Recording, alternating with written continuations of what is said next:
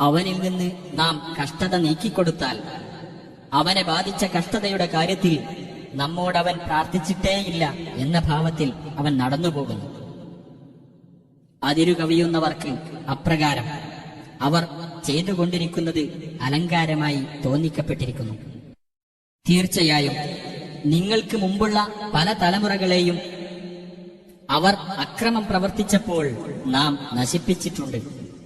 വ്യക്തമായ തെളിവുകളുമായി നമ്മുടെ ദൂതന്മാർ അവരുടെ അടുത്ത് ചെല്ലുകയുണ്ടായി. അവർ വിശ്വസിക്കുകയുണ്ടായില്ല. അപ്രകാരമാണ് കുറ്റവാളികളായ ജനങ്ങൾക്ക് നാം പ്രതിഫലം നൽകുന്നത്.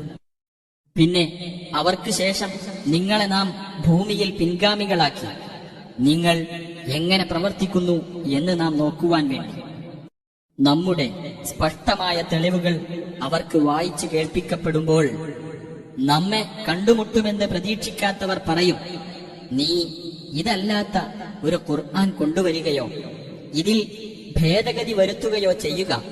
നബിയെ പറയുക, എന്റെ സ്വന്തം വകയായി അത് ഭേദഗതി ചെയ്യുവാൻ എനിക്ക് പാടുള്ളതല്ല.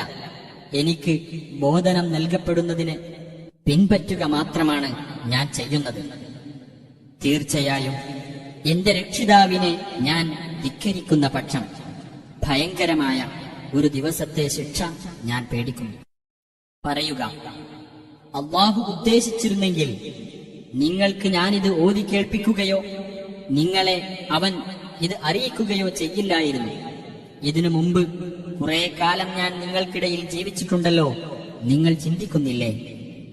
അപ്പോൾ അല്ലാഹുവിന്റെ പേരിൽ കള്ളം കെട്ടിച്ചമയ്ക്കുകയോ അവന്റെ ദൃഷ്ടാന്തങ്ങളെ നിഷേധിച്ചു തള്ളുകയോ ചെയ്തവനേക്കാൾ കടുത്ത അക്രമി ആരുണ്ട്?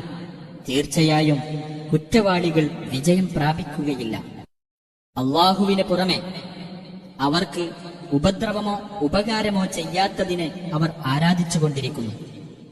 ഈ ആരാധ്യർ അല്ലാഹുവിന്റെ അടുക്കൽ ഞങ്ങൾക്കുള്ള ശുപാർശക്കാരാണ് എന്ന് പറയുകയും ചെയ്യുന്നു. നബിയെ പറയുക, ആകാശങ്ങളിലോ ഭൂമിയിലോ ഉള്ളതായി അല്ലാഹുവിനറിയാത്ത വല്ല കാര്യവും നിങ്ങൾ അവന് അറിയിച്ചു കൊടുക്കുകയാണോ? അല്ലാഹു അവർ പങ്കുചേർക്കുന്നതിൽ നിന്നെല്ലാം എത്രയോ പരിശുദ്ധനും ഉന്നതനുമായിരിക്കുന്നു. മനുഷ്യർ ഒരൊറ്റ സമൂഹം മാത്രമായിരുന്നു, എന്നിട്ടവർ ഭിന്നിച്ചിരിക്കുകയാണ്.